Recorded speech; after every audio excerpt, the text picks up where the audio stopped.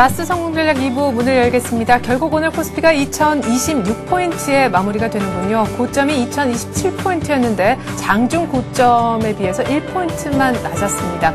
어제보다는 무려 17포인트나 높아진 또다시 연고점을 경신한 날이 됐는데요. 이제 2000포인트를 잃을 걱정은 안 해도 될 것 같습니다. 주봉상으로도요. 거의 지난주 봉보다 훨씬 더 길어진 한 주간 거의 2%나 상승한 꼴이 됐네요. 자세한 얘기 시황센터 가서 듣고 오겠습니다. 네, 시황센터입니다. 12월 17일 금요일장 마감했습니다. 금요일이었지만 코스피는 연고점 행진을 계속했는데요.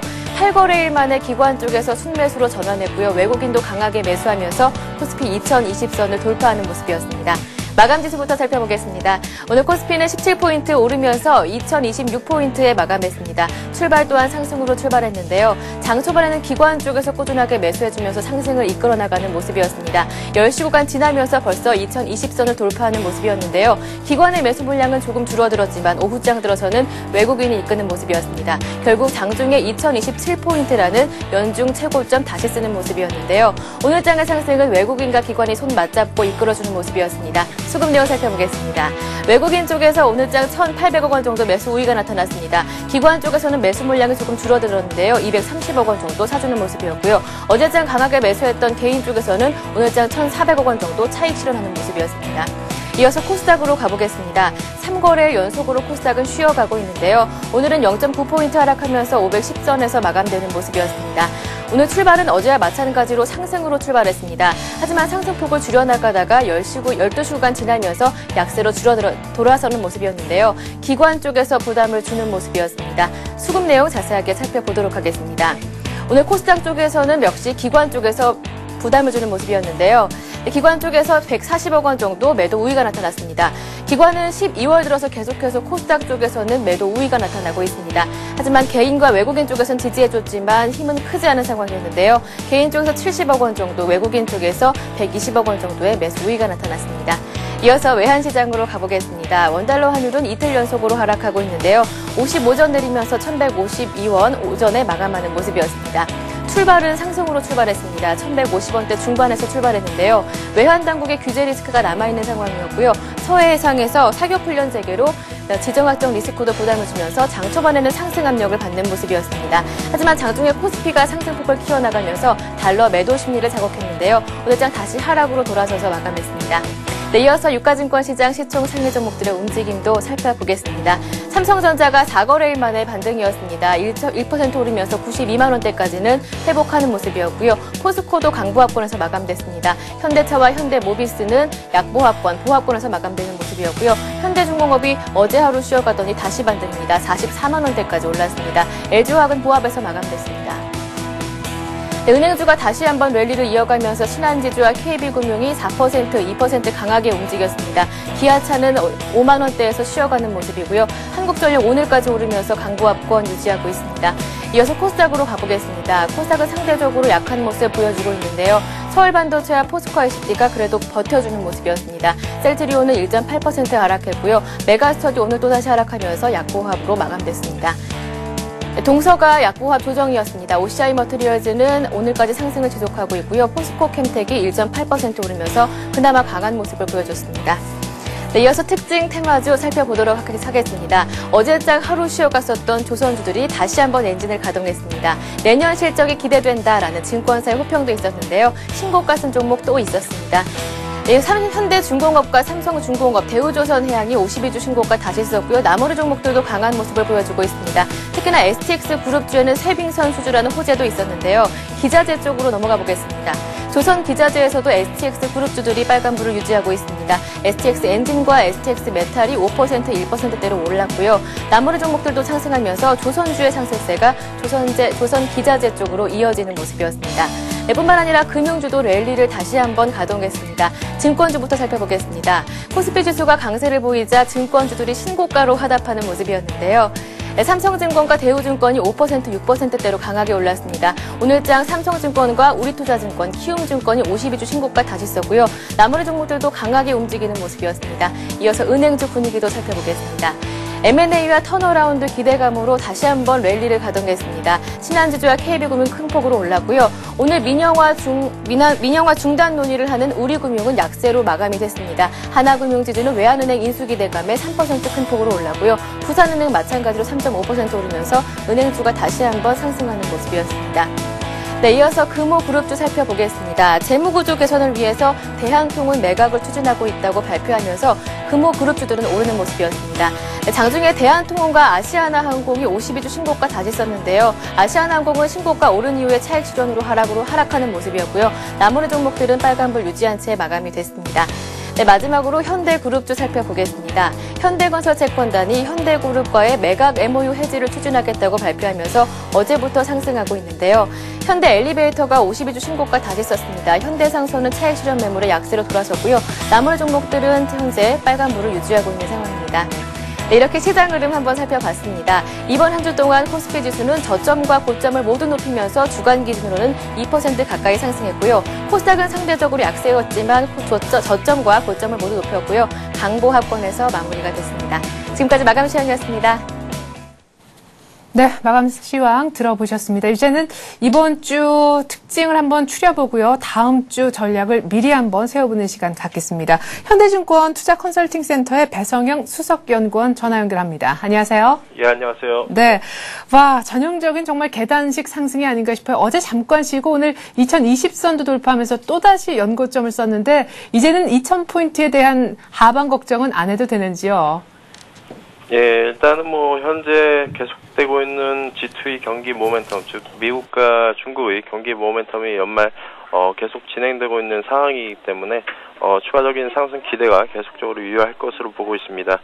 역시 유럽 문제는 유럽 EU 정상회담을 통해서 일단 클라이막스는 좀 지나가는 분위기고요. 그에 반면에 중국 같은 경우에는 이번 주에 OECD 경기 선행지수가 상승 반전을 하면서 추가적인 경기 모멘텀으로 작용을 했고요. 미국 역시 11월 이후에 꾸준히 이어지고 있는 매크로 부분의 그런 개선세가 지속되면서 다우지수를 비롯한 주요 지수가 연중 최고치를 돌파하는 흐름이 지속되고 있습니다.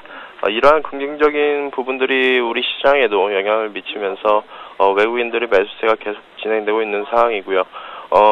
일단은 2,000선을 넘어가면서 단기적인 차익 매물이 장중에 나오고는 있지만 이번 주 흐름만 보시더라도 양봉이 음봉에 비해서 꾸준히 많이 발생하고 있다라는 점은 그만큼 시세가 강하게 진행되고 있다라는 것을 보여준다고 볼 수가 있습니다. 네. 자, 그래요. 간밤에 뉴욕 증시도 연고점을 3대 지수 모두가 새롭게 경신을 이미 했는데요. 오늘 밤에는 그렇게 중요한 경기 선행지수 발표가 있다면서요?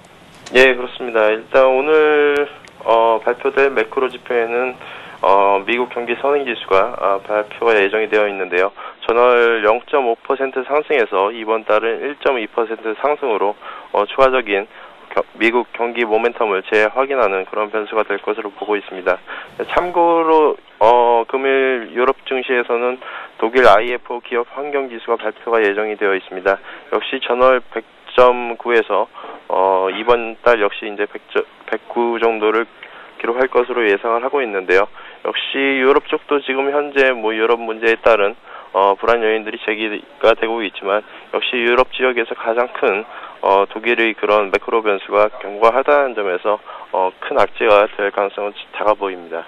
네, 결국에 유로화 안정기금을 지금 폐지를 하고요. 영구적인 구제금융을 설치하는 것에 합의를 봤더군요. EU 정상회의가 오늘 밤까지 하루 더 열리게 되는데 여기서 안 좋은 얘기가 나올 가능성은 없는 건지요? 예, 일단 그럴 가능성은 작아 보입니다. 일단 EU에서 영구적인 유럽 안정화 기구를 설립하기로 일단 발표를 하면서 유로화가 반등 흐름을 보여주고 있고요. 유로화가 지난 스페인 전염 위기까지 부각되면서 유로 달러 환율이 1.3까지 빠졌었는데 현 시점은 1.33 정도에서 움직이고 있습니다. 따라서 환율 측면에서도 일단 클라이막스는 지났다라고 보시면 될 것 같고요. 역시 위기가 계속적으로 진행될 때마다 22 유동성 지원 그리고 계속적으로 이어지고 있는 그런 글로벌 공조가 견고하다라는 점에서 이번 유럽 위기에 따른 지수 조정은 오히려 단기적으로 저가의 매수의 기회가 될 것 같습니다. 예. 자, 이제는 다음 주 투자 전략을 세워봐야 되겠습니다. 이번 주 마지막 거래일에 더 센 모습을 보여주면서 끝이 났는데 주봉상 이격도 등을 보면은 다음 주에는 2040까지도 도전할 수 있는 그런 분위기라고 얘기를 들었습니다. 그렇다면 조금 공격적으로 투자를 해도 좋을 듯도 싶은데 그와 더불어서 공격적으로 투자할 수 있는지 여부와 지금 소외되어 있는 중소형주 투자에 대해서도 의견을 좀 주시죠. 예, 일단은 뭐 시장의 흐름이 지금 가파르게 좀 올라가는 추세이기 때문에 일단은 뭐 추세에 순응하면서 주식을 보유하시는 전략이 가장 좋을 것으로 볼 수가 있겠고요. 현재 일단은 뭐 미국 증시 경기 모멘텀이 11월 이후에 크게 부각이 되면서 미국 증시 좋은 흐름들이 국내 증시로 이어지면서 외국인 매수세가 계속 진행되고 있다고 볼 수가 있습니다. 따라서 미국 증시가 얼마나 더 올라갈 수 있을까가 1차적인 문제가 될 수가 있겠는데요. 현재 다우지수의 경우에는 2005년도 이후에 증시 PER이 약 14배 이상을 기록했는데 현재 12.7배이기 때문에 우리 증시는 물론 현재 다우지수도 상당히 저평가 국면에 진입되어 있기 때문에 추가적인 상승이 가능해 보이고요. 그에 따라서 우리 시장도 다음 주 역시 계속적으로 좋은 흐름이 이어질 수 있을 것으로 보고 있습니다. 다만 이제 섹터별 대응에 있어서는 역시 이제 외국인과 기관들이 계속해서 장세를 주도하는 흐름이기 때문에 중소형주보다는 대형주 강세가 아무래도 좀 더 이어질 가능성이 크다고 볼 수가 있겠고요. 아무래도 연말 윈도우 드레싱이나 연말 펀드 결산 뭐 이러한 부분들을 감안했을 때에는 현재의 대형주 강세가 좀 더 진행될 수 있을 것으로 예상을 해볼 수가 있습니다. 특이한 점은 최근에 섹터별 흐름이 역시 이제 밸류에이션 매력을 바탕으로 해서 빠르게 움직이고 있다는 점인데요. 이번 주 보시면 이제 은행주와 증권주 등 금융주들이 초강세를 보였습니다. 하지만 은행주와 금융주가 아직도 시장 대비 상당히 밸류에이션 매력이 남아있는 상황이기 때문에 은행주나 증권주에 이어서 다음 주 보험주의 순환매 가능성도 한번 점검해 볼 필요가 있겠고요. 다만 단기 상승에 따른 지수의 부담이 된다 그러면 통신이나 유틸리티 쪽으로도 배당이나 연말 추가 상승에 대한 기대가 좀 더 확산되지 않을까 그렇게 기대하고 있습니다. 네, 지금 화면에 보니까요. 중소형주는 보유를 유지하라고 자막에 나오던데 중소형주로 지금 수익이 안 좋으신 분들 대형주로 굳이 갈아탈 필요까지는 없다고 보시나 봐요. 예, 일단 뭐 지금 시장의 흐름들이 일단은 뭐 대형주 위주로 다소 편중이 되어 있지만 2000선 안착을 확인하는 분위기가 이어지고요. 추가적으로 국내 내부적인 그런 유동성이 보강된다 그러면 연말 연초에 또 정책 테마라든가 그러한 부분들이 남아 있기 때문에 중소형주 쪽으로도 빠른 순환매가 나올 수가 있습니다. 따라서 현 시점에서 무리하게 중소형주의 그런 일부 현재 갖고 계시는 중소형주 비중을 축소할 필요는 없다고 보이고요. 현 시점은 언제든지 순환매가 나올 수 있기 때문에 다소 좀 수익률이 마이너스이더라도 중소형주 쪽도 굳이 팔 필요는 없다고 보고 있습니다. 네, 아까 금융주 내에서도 순환매 고려해서 다음 주에 보험주 오를 가능성을 열어두셨는데 이번 한 주 대형주까지 포함해서 말이죠. 업종별로 IT가 꽤 많이 못 오른 축에 속한다고 하더라고요. 그렇다면 다음 주에 다시 IT가 매기를 받을 가능성은 어느 정도 있습니까? 일단 뭐 IT 섹터의 경우에는 현재 밸류에이션을 점검해 보았을 때 10월 말 양적 완화 이전에 8.4배였습니다. 그래서 우리 시장 9.5배 대비 상당히 좀 저평가되어 있는 상황이었는데요. 최근에 삼성전자를 선두로 해서 일정 부분 주가가 올라오면서 현재 IT 섹터의 PER이 약 10배 수준까지 올라왔습니다. 따라서 전반적인 주도 업종인 업종 내 주도주인 삼성전자와 LG전자를 제외하고는 기타 후발주에 대해서는 다소 이제 4분기 실적 시즌을 앞둔 상황에서 그러한 실적 우려가 일부 작용하는 것 같습니다. 그래서 업종 내에서 매기 확산보다는 오히려 좀 선두주 위주로 좀 압축하시는 전략이 좋을 것으로 보고 있습니다. 네, 자 IT 중에서도 옥석 가리기 좀 필요할 것 같습니다. 현대증권 투자컨설팅센터에 있는 배성영 수석연구원과 함께했습니다. 말씀 잘 들었습니다. 예, 감사합니다.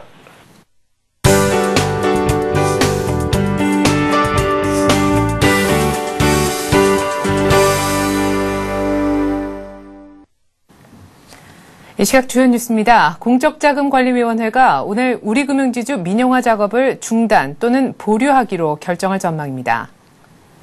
공자위는 오늘 본회의를 열고 우리금융 컨소시엄의 불참이 이번 매각에 미칠 영향에 관해 논의한 뒤 향후 방향에 대해 결론을 낼 예정입니다. 현재 공자위는 연내에서는 민영화 추진이 제대로 진행되기 어렵다는 공감대가 형성돼 있는 것으로 알려졌습니다. 우리금융 컨소시엄이 빠진 상태에서는 유효 경쟁 자체가 성립되지 않고 따라서 공적자금 회수의 극대화라는 원칙을 달성하기 어렵다고 보기 때문입니다. 다만 민영화 작업을 즉각 중단할지 아니면 보류할지에 대해서는 위원들 간의 의견이 엇갈리는 것으로 알려졌습니다. 현대건설 채권단이 오늘 전체 회의에 현대그룹의 인수자격 박탈안 건을 상정했습니다. 채권단은 이번 회의에 현대그룹과 맺은 양해각서 해지안 등과 함께 본계약의 체결안도 함께 상정했지만 본계약안은 의결권 비율 기준 80% 이상의 동의가 필요해 가결될 가능성은 거의 없습니다. 채권단은 MOU를 해지할 경우 현대그룹이 이미 납부한 이행보증금 2,755억 원을 돌려줄지 아니면 몰수할지에 대해서도 논의했습니다. 아울러 MOU 해지 이후 예비협상 대상자인 현대차그룹과의 협상에 나설지에 대해서도 고민 중에 있는 것으로 알려졌습니다. 김중수 한국은행 총재는 내년 수출과 내수가 균형 있게 성장할 것으로 전망했습니다. 김 총재는 오늘 한은에서 금융협의회를 주재하며 거시적으로 볼 때도 내년엔 수출과 내수가 동반 성장할 것이라고 말했습니다. 앞서 한은은 지난 10일 내년도 경제 전망을 발표하면서 성장률 전망치 4.5% 가운데 내수가 2.5%포인트, 수출이 2%포인트를 기여하는 등 동반 성장이 가능할 것이라고 밝힌 바 있습니다. 한편 김 총재는 주요 20개국을 중심으로 추진되는 새로운 국제 금융 규제와 관련해 규제가 어떻게 변하든지 우리에게 크게 영향은 없을 것이라고 말했습니다. 현대차 소나타가 북미 시장의 올해 자동차 최종 후보에 올랐습니다. 오늘 미국 언론에 따르면 소나타는 미국 차인 15레볼트, 일본 닛산의 리프 등과 함께 승용차 부문 올해 차 최종 후보 가운데 하나로 선정됐습니다. 소나타와 함께 후보에 오른 볼트와 리프는 모두 전기 자동차이기 때문에 순수 가솔린 엔진 승용차로서는 소나타가 유일한 후보입니다. 북미 시장의 올해의 차는 미국과 캐나다의 유력 매체 기자단 등 심사위원단이 최종 후보 3개 차종을 고른 뒤 내년 초 디트로이트 모터쇼에 맞춰 올해 차 1개 차종을 발표합니다. 네, 이상으로 12월 17일 금요일에 보내드리는 라스트 성공 전략 마칩니다. 오늘 또 연고점을 경신했는데요. 주말 그러니까 오늘 밤 미국 쪽에서 경기 선행지수가 발표됩니다. 중요한 지표라고 하니까 꼭 챙겨보시기 바라겠습니다. 전 다음 주 월요일에 다시 올게요. 고맙습니다.